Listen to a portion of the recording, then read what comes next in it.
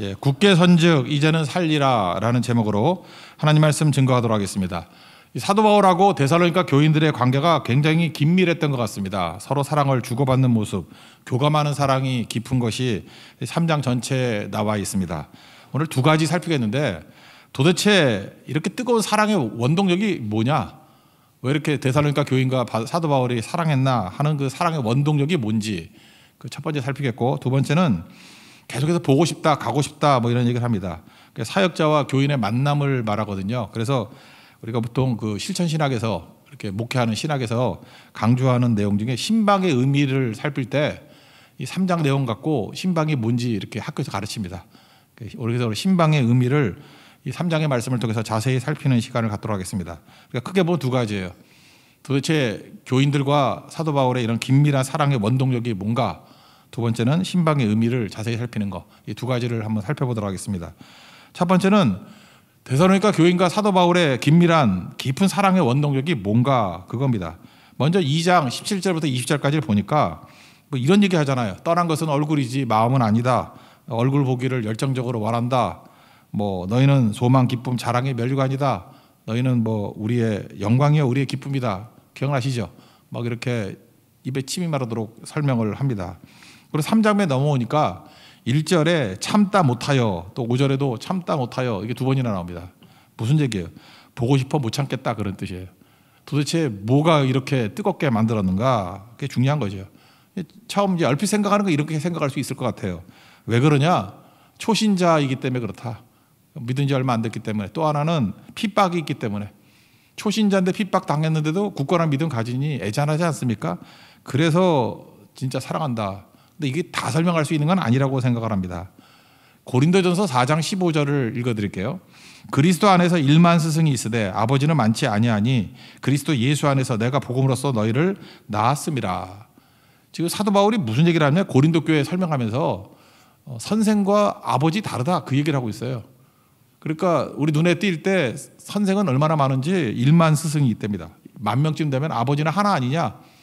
그 메시지가 뭐예요? 선생은 힘이 없고 아버지는 힘이 있다, 그런 뜻이죠. 그러니까 아버지 돼야 된다, 뭐 그런 뜻입니다. 그러니까 여기서 알 수 있는 게 뭐죠? 왜 이렇게 강한 믿음의 유착관계를 맺게 되었느냐? 낳았기 때문에 그렇습니다. 내가 너 낳은 아버지야. 선생 아니야. 1만 스승 같은 존재가 아니라 아버지다, 그런 뜻이죠. 우리가 이렇게 양육도 하지 않습니까? 양육하는 사람도 고마운 사람입니다. 근데 잘 보면요, 양육보다 낳는 것이 힘이 훨씬 강합니다. 차이가 거기에 있어요. 아무리 잘 돌봐줘도 낳아준 엄마 찾아가고 아버지 찾아가고 그러잖아요. 낳는다라는 게 중요하다. 그래서 오늘 메시지는 이거예요. 영혼을 낳아야 된다는 거예요. 그래야 깊은 사랑의 관계를 맺을 수 있다. 선생의 사랑과 아버지 사랑은 다르다, 같지 않다. 그 무슨 얘기입니까? 누가 낳아야 돼요? 내가 낳아야 되나? 내가. 우리 교회가 굳건해지기 위해서 필요한 게 뭐냐 하면 성도들이 계속해서 영적 아들과 딸들을 낳는 일들이 계속 벌어져야 된다는 것입니다. 그럼 거기서부터 원초적으로 깊은 사랑의 관계가 거기서 맺어지게 된다라는 것입니다. 그래서 양육도 중요하지만 낳는 것이 중요하다. 근데 지금 갈 수 없는 상황이잖아요. 뭐 사탄이 막아도다 그러는데 뭐 도저히 갈 수 없는 상황이었던 것 같아요. 그래서 디모데를 보낸다는 게 2절에 나옵니다. 근데 디모데는 또 어떤 사람이에요? 믿음의 아들이죠. 믿음의 아들. 먼저 2절 한번 읽겠습니다. 시작. 우리 형제 곧 그리스도의 복음을 전하는 하나님의 일꾼인 디모데를 보내노니 이는 너희를 굳건하게 하고 너희 믿음에 대하여 위로함으로. 그러니까 디모데 보낸다 그랬는데 이거 빌립보서 2장 19절부터 22절까지 내용을 보면 디모데에 대해서 이렇게 설명해요. 일단 디모데는 믿음으로 낳은 아들이죠. 그러니까 이게 얼마나 낳은 사람이 다른지를 보여주는 게 빌립보서 2장 19절부터 22절까지 나온다니까요. 내가 디모데를 속히 너에게로 보내기를 주 안에서 바란다. 내 사정을 다 알려줄 거다. 그리고 20절에 보니까 이는 뜻을 같이 하여, 디모데와 나는 뜻을 같이 하는 사람이다. 너희 사정을 진실히 생각할 자가 이 밖에 내게 없습니다. 그러니까 디모데 보내야 전달 사고 없다라는 거예요. 디모데 보내야 배달 사고 없다라는 거예요. 우리 보통 그런 거 많이 있지 않습니까? 그 아들 같지 않으면요, 낳지 않은 사람들은 보고 누락해요. 그냥 자기한테 유리한 건 보고하고 아닌 건 누락하고, 그냥 뭐 소식 듣고도 그냥 누워 있다가 그냥 왜 그랬어 그러면 그때 후다닥 일어나가지고 뛸라 그러고. 근데 디모데는 안 그렇다라는 거예요. 디모데는 전달 사고 없고 배달 사고 없고 정보 누락 없고 그냥 너희 사정을 진실이 생각할 사람은 디모데밖에 없다. 사도 바울이 자신하는 거예요. 왜? 내가 낳은 아들이거든. 나나 디모데나 동일한 존재야. 그렇다고요. 또 한 가지 부연 설명하기를 그들이 다 자기 일을 구할 때 그리스도 예수의 일을 구하지 않는다. 그죠? 그러니까 다른 사람들은 자기 일을 구하고 그리스도 예수의 일을 구하지 않는데요. 그 뒤집어 얘기하면 뭐예요? 디모데는 자기 일이 아니라 그리스도 예수의 일을 구하는 사람이다. 그러니까 이게 내 아들이다. 이거 내가 보내도 믿을 만하다. 그런 뜻이겠죠. 그리고 설명을 해요. 나랑 연단 같이 받았고 나와 함께 복음을 위하여 고난받고 수고했다. 근데 믿음의 아들이다. 그러니까 뭐예요? 믿음으로 낳은 아들이라는 거예요. 이런 게 중요한 거죠. 그러니까 지금도 그래요. 왜 교회가 이렇게 느슨하게 돼버리냐 하면은 결국은 뭐라 그러죠? 그냥 동반자 정도? 이렇게 그냥 가볍게 이렇게 모여 있는 거예요. 그러니까 힘이 없는 거죠. 그런데 그 안에 복음으로 낳은 사람들이 있잖아요. 믿음의 아들과 딸, 믿음의 형제, 자매, 동생, 뭐 형님 이렇게 되면은 달라진다는 거예요. 달라진다는 거. 그래서 그런 얘기를 했잖아요. 영적 가계를 이루자고. 믿음으로 낳은 사람들은 파워가 있습니다. 믿음으로 낳은 아들이 또 낳게 돼 있어요. 그래서 사실 이게 부족하니까 문제가 되는 거예요. 지금 뭐 다 뜨내기들 아닙니까? 뜨내기들 무슨 쇼핑하듯이 돌아다니고. 그러니까 믿음을 낳은 게 없으니까 힘이 하나도 없는 거예요. 그러니까 그러면 나중에 어떻게 낳습니까? 그러면 다시 뱃속에 집어넣고 낳아야지. 그 어떡하겠어요, 그죠? 그 무슨 얘기예요? 같이 고난 받으면서 같이 그 영적으로 낳는 과정들이 있어야 된다라니까요. 제일 중요한 게 기도겠죠. 기도하다 보면 그 낳는 과정이 있다고요. 그래서 믿음의 형제, 자매, 그죠? 오빠, 동생이 돼야 되고 형님, 아우가 돼야 되고 그런 것들이 필요하다라는 거죠. 우리 시드니 그 선교했던 분 프랑크 제너 할아버지 얘기했죠. 자기는 열매가 하나도 없다고 생각했는데 목사 4명, 선교사 3명 뭐 가는 곳마다 다 얘기가 있었다. 나중에 계산해 보니까 14만 6천 명이나 되더라. 이게 왜 그렇죠? 이 영적 가계를 이뤘기 때문에 그렇다고요. 그래서 우리 여러분 잊지 마십시오. 나를 위해서도 그렇고 교회를 위해서도 그렇고 영적으로 아들, 딸 낳는 거 이거 반드시 해야 됩니다. 그죠? 이거 아니면 절대 이런 힘이 나올 수가 없다라는 것입니다. 나머지는 다 거품이에요. 그 힘이 될 수 없다라는 것입니다. 거기서 사랑이 나온다는 거예요. 우리 지금 사랑이 잘 안 되는 이유가 뭐냐 하면은 낳은 적이 없기 때문에 그래요. 사랑이 뭔지 하나도 모르는 애들도요. 제가 보니까 결혼하고 나니까 자기 아이 낳으니까 사랑하던데. 우리 이렇게 좀 깍쟁이 같은 여자들도 있잖아요. 그냥 자기밖에 모르고 그냥 돈 있으면 맛있는 거 지금 다 먹고 옷만 해 입고 제가 옷만 쳐 입고 그러려고 그랬네. 내가 말이 잠깐만 이렇게 거칠어지는 줄 그랬어. 옷만 해 입고 하여튼 갑자기 생각이 나니까 그렇게 생각이 나. 그죠? 근데 아기를 낳았어요. 낳았더니 얼마나 희생적이 됐는지 모르지만 그죠? 그냥 먹는 것도 조심하고 항상 아이 위해서 기도하고. 근데 요즘 소식 들어보니까 맨날 가정재배들인데 완전 변화가 됐어요. 딱 하나예요. 변화가 어디에 있었냐? 아이 낳았기 때문에 그래요. 자기 몸으로 아이를 낳았기 때문에. 영적으로도 마찬가지거든요. 자기 몸으로 낳은 아이는 다릅니다. 그래서 영적 낳는 것들 이런 것들이 꼭 필요하다는 거죠. 우리 사람이 움직이는 동기들 보면 뭐 크게 보면 3가지 동기가 있다 그러죠. 하나는 분노의 힘, 또 하나는 그 자기 성취의 힘, 3번째가 사랑의 힘이에요. 뭐 분노의 힘 같으면 대표적인 게 와신상담 그런 거겠죠.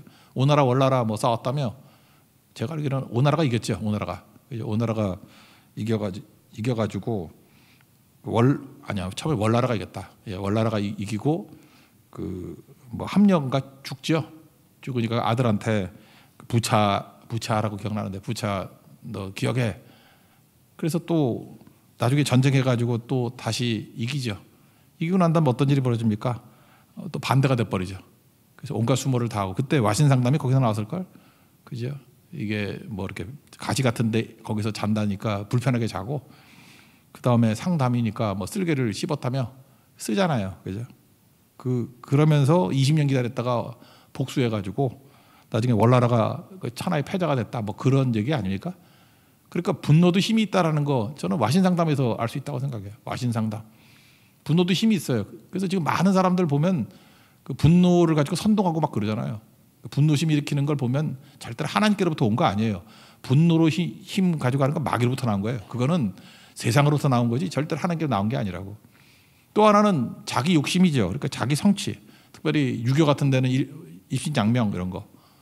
그러니까 돈 벌려고 뭐 공부해가지고 명문대 가고 뭐 이렇게 보란 듯이 살고자 또 굉장히 동기부여가 된다고. 열심히 산다고. 다 한계가 있어요. 최고의 능력은 사랑입니다. 사랑의 원자탄 그러잖아요. 이건 뭐 한이 없어요. 하나님 수준의 능력으로 살 수 있거든요. 여러분 교회가 인본주의적으로 이끈다 그러면 뭐예요? 그래서 슬슬 이게 분노를 자극하거나 경쟁심 뭐 이런 거죠. 그거 아니면은 자기 성취 동기 뭐 이런 걸 자극해가지고 뭐 준다, 뭐 잘해준다, 뭐 수료증 준다, 뭐 이런 식으로 하면 또 먹히거든. 이거 다 세상적인 거 아니에요? 이게 마귀적인 거 아니에요? 진짜는 뭐예요? 사랑이거든요. 그럼 사랑이 어떻게 나옵니까? 예수님이 사랑을 부어주신다. 그것도 맞지만 예수님 사랑 부어주셔서 결국은 실질적으로 우리 손에 잡히는 내용들은 뭐냐 하면 영혼을 낳아야 돼요. 낳은 사람만이 사랑이 뭔지를 안다고. 자기 영적 아들과 딸들 낳아야 된다고. 사도 바울은 육적인 자식이 하나도 없지만 영적 자식들 엄청 낳잖아요. 거기서 파워가 나타나기 시작한다는 것입니다. 우리도 많은 영혼들을 낳을 수 있는, 그래서 복음의 3대 4대 계속 내려갈 수 있는 우리 믿음의 종 되기를 축원합니다. 여기까지 하고요. 두 번째, 이제 신방의 의미. 이거 신학교에서 되게 많이 가르치는 내용인데, 신방의 의미를 보여주는 게 데살로니가전서 3장의 내용입니다. 그래서 이것도 한번 좀 체크를 하고 넘어가야 될 것 같은데, 우리 일반 초신자들이 잘못 사용하는 용어 중에 하나가 주일 성수인데 거룩하게 지킨다. 성수인데 성소라고 하는 사람이 많다 그랬죠. 주일 성소 생각보다 많아요. 주일 성소가 아니라 주일 성수. 또 하나가 신방 감사음인데 이걸 신방 감사음으로 써요. 신방. 그 뭐 결혼해가지고 새로운 방에 들어갔나 뭐 그런 거 아니거든요. 찾을 심자에 찾을 방자예요. 이거 한자 한번 찾아보세요. 신방이에요. 신방. 찾아간다 그런 뜻이거든요. 영어로는 그 pastoral invitation. 그러니까 목회적인 방문 뭐 이런 거거든요. 신방. 그래서 오늘 본문을 보면은 그 신방의 정의, 신방의 동기, 신방의 목적, 신방의 결과, 신방의 후속 조치 뭐 이런 것들이 쭉 나와요. 그거 한번 짧게 한번 보도록 하겠습니다. 먼저 신방의 정의가 10절이거든요. 10절 한번 다 같이 읽겠습니다. 시작. 주야로 심히 강구하면 너희 얼굴을 보고 너희 믿음이 부족한 것을 보충하게 하려 함이라. 먼저 신방전에 해야 될 일이 뭐냐 하면 사역자들은요 반드시 기도해야 된다는 거예요. 이거 보세요. 주야로 심히 강구했다. 기도하는 거예요. 기도하다 보면 원래 순서는 이런 거거든요. 막 기도하다 보면은 성령께서 이렇게 마음을 주시거나 또 소식이 들려와요. 그래서 이 사람을 얼굴을 보고 건면해 줘야겠다 이런 마음이 생긴다고. 이거 기도하는 사람은 알아요. 기도하면은 이게 느껴지고, 아니면 또 정보를 듣잖아. 기도하다 보면은 이 소리 저 소리가 똑같은 얘기를 들어도 기도하는 사람의 얘기는 예민하게 들리거든. 그럴 때 신방을 하는 거라고. 그래서 뭘 하는 거죠? 믿음이 부족한 것을 보충하는 거. 우리 삶 속에서 여러 가지 부족함들이 있지 않습니까? 그런 것들을 보충해 주는 게 신방의 정의다. 그러니까 신방이 뭐예요? 기도 중에 얼굴을 볼 필요성을 느꼈을 때에 만나서 부족한 것을 보충해 주는 것. 이게 신방이다. 이렇게 정의 내릴 수 있겠죠. 그 두 번째 신방의 동기는 뭡니까? 1절 5절 얘기했죠. 참다 못하여. 사랑이에요. 사랑. 기도하다 보면 성도에서 사랑이 나오잖아요. 그래서 동기는 사랑에서부터 나와야 돼요. 아까 동기 3가지가 있다 그랬죠. 분노 아니에요. 성취, 자기 성취감 그것도 아니에요. 사랑이 동기가 돼야 된다는 거예요. 교회는 모든 일이 다 그래요. 사랑이 동기가 돼야 된다. 먼저 1절 한번 읽읍시다. 시작. 이러므로 우리가 참다 못하여 우리만 아덴에 머물기를 좋게 생각하고, 그 다음 5절도 앞부분만 보시다. 시작. 이러므로 나도 참다 못하여 너희 믿음을 알기 위하여 그를 보내었노니. 다 뭐예요? 너무 견딜 수가 없는 사랑이라는 거죠. 참다 못하여. 이게 신방의 동기가 된다. 그 신방의 목적은 뭐냐? 가서 굳건하게 세워주는 거죠. 세워주고 또 위로하는 거. 이건 뭐 한 2절부터 한번 읽어봅시다. 2절 시작. 우리 형제 곧 그리스도의 복음을 전하는 하나님의 일꾼이 디모데를 보내노니 이는 너희를 굳건하게 하고 너희 믿음에 대하여 위로하고. 그러니까 굳건하게 만들고 위로하기 위해서 가는 게 목적이다. 가서 주로 뭘 하느냐? 내용이 뭐냐 하면은 제가 볼 때 주로 고난 해석이에요. 고난 해석. 우리 성도들 만나보면은 제일 힘든 게 뭐냐 하면 하나님의 뜻을 해석을 잘 못하는데 뭐 하나님의 뜻이 뭐 축복을 해줬는데 난 왜 나에게 이렇게 많은 축복을 해주시는지 뜻을 모르겠어. 이래서 고민하는 사람 아무도 없고요. 대부분이 고난이 해석이 안 되는 거야. 왜 이러죠? 내가 주님 잘 섬겼는데 왜 이렇게 질병이 왔죠? 왜 이렇게 사업이 어렵죠? 왜 이렇게 핍박이 오죠? 뭐 주로 이런 거라고요. 그래서 충격이 옵니다. 왜 믿음 생활하는데 이렇게 흔들흔들해지요? 그래서 휘청거릴 때 그걸 굳건하게 해주고 또 위로도 필요해요. 힘든 사람에게 뭐 기도 열심히 하랬더니 뭐 했어? 그러면 안 되고 위로해줘야죠. 위로. 힘들 때 위로보다 중요한 게 어디 있겠습니까? 그런 거죠. 그리고 이걸 흔들 때 누가 이러니 시험하는 자가 있대요. 시험하는 자가 누구예요? 마귀거든요. 마귀가 막 시험하는 거라고. 그래서 마귀가 시험하면은 이게 반응을 말초적인 반응을 합니다. 그러니까 힘드니까 힘든 거에 대해서 막 원망, 막 소리 지르고. 그 다음에 단견적인 반응을 해요. 이거죠. 내가 믿음 생활 잘했는데 예배 잘 들고 새벽기도 안 나오다 나왔는데 왜 이런 고난이 오죠? 이렇게 단견적으로 크게 못 보는 거죠. 크게 봐야 되는 건데.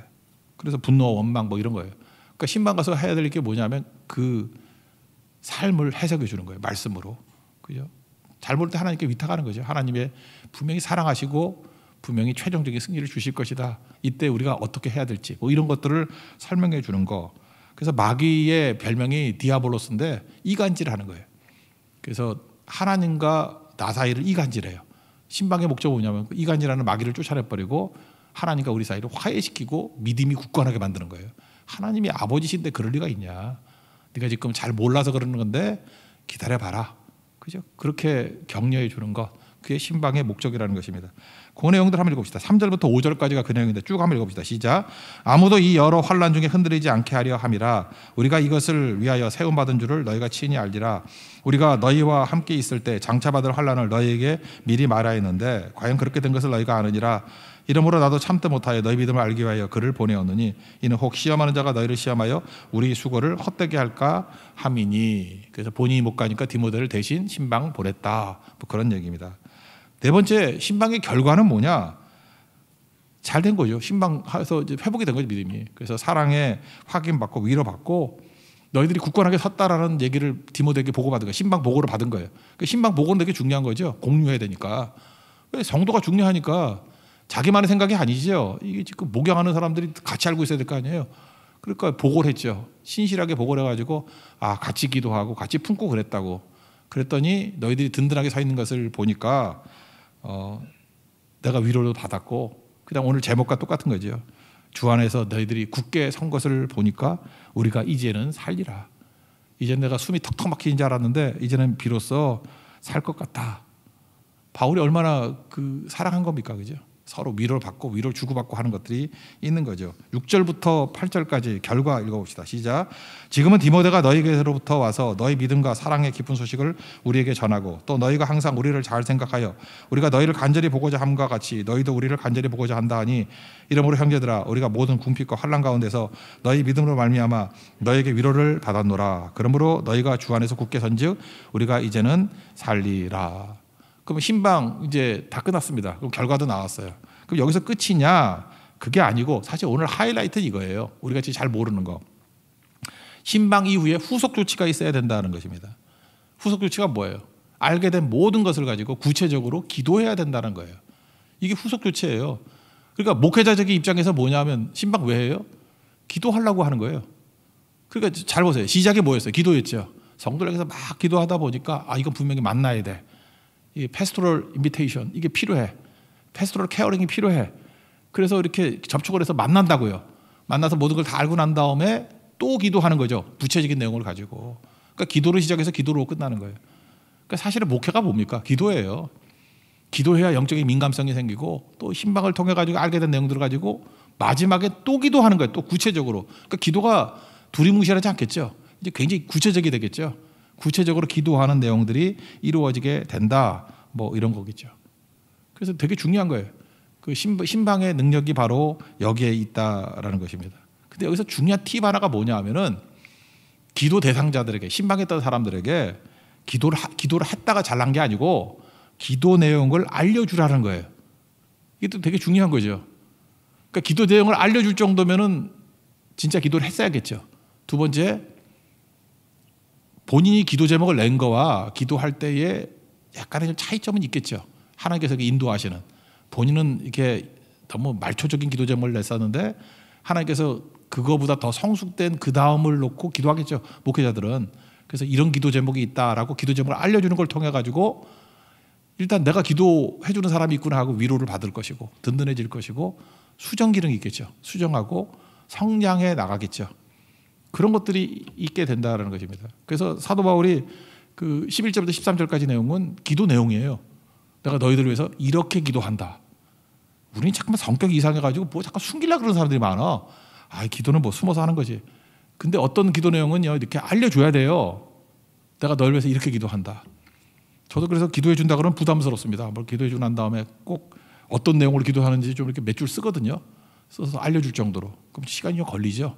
예, 그러면 달라지는 거죠. 그럼 분명히 그 안에서 해답이 있기도 하고 하나님께서 인도하심이 있기도 하고 그 하나님의 이렇게 터치가 있습니다. 분명히. 그게 신방이에요. 신방은 영적인 작업입니다. 이건 가서 밥 먹고 오는 게 아니에요. 그죠? 기도하다가 신방하고 신방 끝나고 난 다음에 기도 제목 가지고 오는 거예요. 그래서 신방 끝나고 난 다음에 널브러져 있다 그러면 그건 제대로 된 목회자가 아니고 그걸 놓고 기도하는 거예요. 계속 기도하는 거라고. 이게 뭐 상담일 수도 있죠. 꼭 집에 가야 되는 것만은 아닙니다. 그죠? 어떤 때는 뭐 딴 데 카페 가서도 얘기할 수도 있고 뭐 하여튼 만나는 거예요. 만나는 거. 만나고 난 다음에 이런 일들이 벌어지게 된다. 예, 그런 거겠죠. 먼저 기도 내용들을 보니까 수직적인 거, 하나님과의 관계를 먼저 얘기하고 수평적인 거 얘기를 해요. 그거 한번 읽어봅시다. 11절 읽겠습니다. 시작. 하나님 우리 아버지와 우리 주 예수는 우리 길을 너희에게로 갈 수 있게 하시오며. 먼저 이렇게 보면 내가 너희들이 갈 수 있는 길 열어달라 뭐 이런 것도 되는데 저는 옛날 성경이 더 재밌는 것 같아요. 우리 길을 너희에게로 갈 수 있게 하시오며. 개역 한글판 기억나십니까? 직행하게 하옵시며 이렇게 돼 있어요. 직행. 이거 대부분 영어 성경들도 보면 direct our way to you 그렇게 돼 있어요. 너에게 직행하게 해달라. 그러니까 빨리 만나게 길이 열리게 해달라 그런 뜻이 더 많아요. 이건 뭐 바울과 데살로니가 교인들이 만나는 길도 되지만 하나님과 우리 사이의 길도 되는 거죠. 하늘 가는 밝은 길. 하늘의 문을 여서서 하늘 길이 열리기를 원한다. 우리 맨날 그 축복의 사람 부를 때 나오는 그 찬양 내용이 시편 84편 5절이거든요. 거기서 시온의 대로 그런데 시온의 대로가 뭐냐 그러는데 하나님께 나아가는 길이 확 열리는 거예요. 그게 시온의 대로예요. 그래서 주께 힘을 얻고 그 마음에 시온의 대로가 있는 자는 복이 있다. 그거 아니에요? 시편 84편 5절. 주께 힘을 얻고 어떻게 힘을 얻어요? 시온의 대로가 열렸으니까. 그걸 기도하고 있어요. 하나님 앞에서 이렇게 길이 활짝 열리고 내가 너를 만나는 것뿐만 아니라 하나님과의 길도 이렇게 수직적으로 열리기를 원한다. 그런 거겠죠. 예, 그걸 기도하고 있다. 그러니까 이 성도들이 뭐 딴 얘기 안 하겠죠. 그저 이렇게 길이 활짝활짝 열리는 거 그거를 붙들고 하나님 앞에 나아가길 원한다. 이게 기도 내용입니다. 두 번째 내용은 이제 수평적인 거죠. 사랑이 넘치게 해달라. 이것도 12절 읽겠습니다. 12절 시작. 또 주께서 우리가 너희를 사랑한 것 같이 너희도 피차간에 모든 사람에게 대한 사랑이 더욱 많아 넘치게 하사. 지금 고난당하고 있는 성도들에게 환경 변화 이런 거 기도 안 하죠. 환경 변화 뭐 이런 거보다는 사랑이 넘치게 해달라 이렇게 기도해요. 아까 처음부터 얘기했잖아요. 사도 바울이 사랑이 넘치니까 모든 게 다 해결되더라고. 그러니까 사랑하면 문제가 해결이 됩니다. 사랑하면 방법을 찾습니다. 방법 알려줄 필요 없어요. 사랑하면은 어떻게든 방법 찾아내. 자기 자식 굶고 있어. 그럼 사랑하잖아요. 그럼 어떻게든 먹을 길 찾아내. 우리는 방법이 중요한 게 아니에요. 방법은 뭐 그때그때 달라지잖아. 사랑하면 방법은 찾아내는 거예요. 근데 뭐 방법이 없다 그러면 사랑이 없는 거죠. 방법이 왜 없어? 방법이야 사랑하면 찾아내는 거지. 방법이 길 아니에요? 길은 하나님 예수님이 길이라며 길은 사랑하면 예수님께서 길 열어주시는 거죠. 그러니까 즉 기도할 때 잘 되게 해달라 이거보다도 사랑이 넘치게 해달라 이걸 기도하고 있어요. 그러니까 결론적으로 어떤 일이 벌어지겠어요? 굳세게 되겠죠. 하나님과의 시온의 대로가 열리고 성도들 사이에서 사랑이 넘쳐가지고 뭐 방법이 문제가 아니라 없는 방법도 찾아내고 하여튼 해내고야 말겠죠. 그래서 13절에 너희 마음을 굳건하게 하시고 그리고 마지막 얘기를 하죠. 흠없게 되기를 원한다. 13절 다 같이 읽겠습니다. 시작. 너희 마음을 굳건하게 하시고 우리 주 예수께서 그 모든 성도와 함께 강림하실 때 하나님 우리 아버지 앞에서 거룩하고 흠이 없게 하시기를 원하노라. 주님 앞에 언젠가 섭니다. 그때 흠없는 자로 서기를 원한다. 그러니까 얼룩지지 않은 인생 그런 뜻이죠. 깨끗한 인생으로 서기를 원한다. 수직적인 하나님과의 길이 열리고 사랑이 넘쳐서 성도들에게 방법이 아니라 하여튼 무조건 해결해낼 수 있는 그런 능력으로 서 있기를 원한다. 굳건하게 주 앞에 서기를 원한다. 이 기도였습니다. 우리도 누구를 위해서 기도할 때 지금 최초로 경험하는 게 그런 거죠. 우리 네팔 선교 가는 성도들을 위해서 지금 기도하고 있거든요. 기도를 쭉 하면서 우리 기도하는 성도들이 뭘 기도하는지를 이렇게 날마다 매일같이 이렇게 메모를 하더라고. 메모를 해가지고 저한테도 보내주고 나눠주는 것 같아. 그게 바울 스타일이에요. 바울은 기도해주고 난 다음에 당사자에게 뭘 기도했는지를 꼭 알려주잖아요. 이렇게. 그게 우리에게 메시지가 되고 주님의 인도하심이 될 수 있다는 것입니다. 꼭 이 마지막 내용들 기도를 시작해서 신방이 알 거니까 다시 정의를 내리고 신방의 후속 조치가 뭐냐? 구체적으로 기도하고 기도한다는 것을 알려주라는 거예요. 알려주라. 내가 널 위해서 기도하고 있다. 구체적으로 이걸 놓고 기도하고 있다. 이게 성도를 세워줄 수 있는 가장 좋은 길이 될 수 있다는 것입니다. 말씀대로 교회가 풍성해지는 은혜가 넘치기를 축원합니다. 예, 자리에서 일어나겠습니다. 축복의 사람 찬양하겠습니다.